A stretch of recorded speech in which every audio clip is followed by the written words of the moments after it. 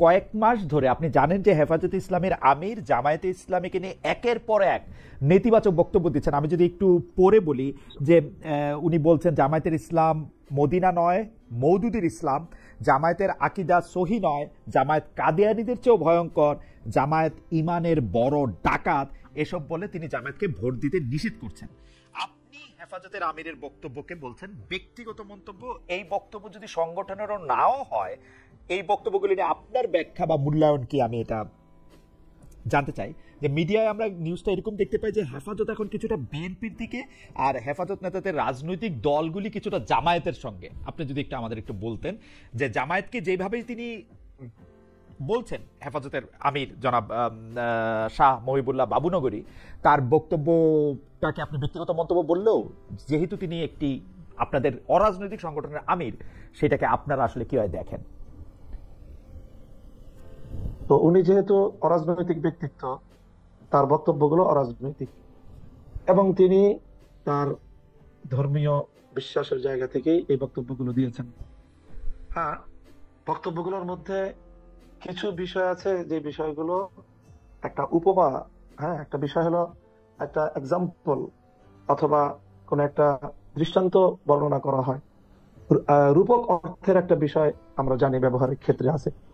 যেমন আমি দৃষ্টান্ত হিসেবে একটা কথা বলি, যেমন আমাদের মধ্যে অনেক বড় একজন ইসলামিক স্কলার, এই বিগত শতাব্দীর, আল্লামা জাহেদ কাউসারি তার নাম, তার একটা খুব জনপ্রিয় একটা মন্তব্য আছে, সেটা হলো আল্লাহ মাযহাবিয়াতু কান্তারাতুল্লাহ দীনিয়া, যে মাযহাবকে অস্বীকার করা এটা ধর্মকে অস্বীকার করারই একটা সিঁড়ি।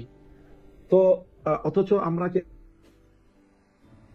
কিন্তু এটা বলি না, আমাদের দৃষ্টিভঙ্গিগত ভাবে আমরা এটা বলি না যে যে মাযহাব মানে না সে দিন মানে না, এমনটা কিন্তু বলি না। কিন্তু ওনার এই কথাটা, এটা হলো একটা সুদূর প্রসারী রূপক অর্থের এবং পরবর্তী একটা পরিণাম বিবেচনায় তিনি এই কথাটি বলেন।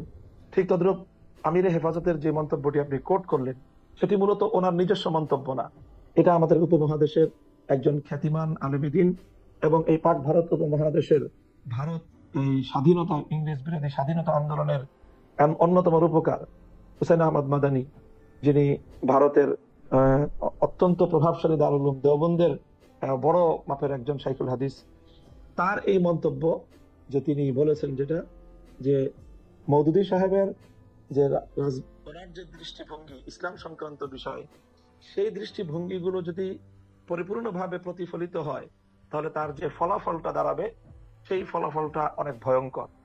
তো যেহেতু কাদিয়ানি ফিতনাটা এটা একটা সীমিত পরিসরের মধ্যেই এটা সীমাবদ্ধ, কিন্তু মওদুদী সাহেবের তার যে চিন্তাধারাগুলো, সেগুলো ব্যাপক মানুষের মধ্যে আলোড়ন সৃষ্টিকারী, ব্যাপক মানুষের মধ্যে এটা জনপ্রিয়তা লাভ করেছে।